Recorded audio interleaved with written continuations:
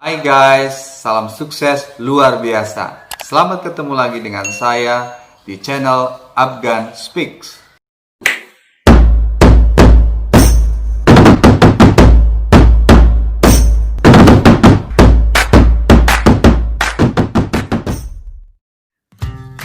Video kali ini akan membahas mengenai satu persatu daripada karakteristik PPN Indonesia.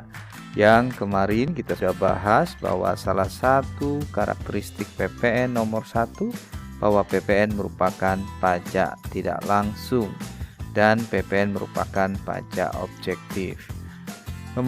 Nah, sebagai pajak tidak langsung, PPN menempatkan pemikul beban pajak dengan penanggung jawab pembayaran pajak ke kas negara berada pada pihak yang berbeda. Mari kita bahas terlebih dahulu pajak tidak langsung ini secara mendalam. PPN sebagai pajak tidak langsung menimbulkan konsekuensi yuridis bahwa antara pemikul beban pajak atau destinataris pajak dengan penanggung jawab atas pembayaran pajak ke kas negara itu berada pada pihak yang berbeda. Pemikul beban pajak ini secara nyata berkedudukan sebagai pembeli barang kena pajak atau penerima jasa kena pajak. Sedangkan secara yuridis penanggung jawab pembayaran pajak ke kas negara itu berada di pengusaha kena pajak penjual yang bertindak selaku penjual barang kena pajak dan atau jasa kena pajak.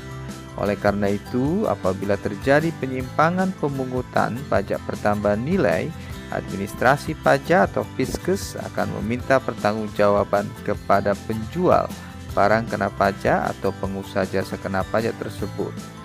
Nah, untuk lebih jelas memahami konsep daripada karakteristik PPN sebagai pajak tidak langsung dapat diberikan penjelasan sebagai berikut. Direktur Jenderal Pajak sebagai pengelola pajak pusat akan menunjuk kepada PKP penjual untuk dikukuhkan sebagai PKP dan dia wajib memungut PPN atas penyerahan BKP atau JKP kepada pembeli. Sehingga pembeli pada saat melakukan pembayaran dia akan membayar harga jual plus PPN. Dan sebagai bukti pemungutan pajak, penjual akan menerbitkan faktur pajak yang di dalamnya mencantumkan PPN 10%. Nah, PPN 10% yang telah dipungut oleh penjual ini akan disetorkan ke kas negara oleh PKP penjual. Dengan demikian, pada saat pembeli saat pembayaran sudah membayar harga jual plus PPN, sebenarnya dari sisi pembeli, meskipun penjual belum menyetorkan PPN tersebut ke kas negara, itu pembeli sudah membayar PPN ke kas negara. Nah, menempatkan penjual atau pengusaha jasa sebagai pihak yang bertanggung jawab atas pemungutan PPN ini dimaksudkan untuk melindungi pembeli dari tindakan sewenang-wenang pihak lain dalam menetapkan siapa yang bertanggung jawab untuk melakukan pemungutan PPN ini. Oleh karena itu, PKP penjual atau pengusaha jasa tidak dapat menghindar dari pertanggungjawaban ini dengan berargumentasi bahwa pembeli tidak mau membayar PPN sehingga ia tidak berhasil memungut PPN yang terutang.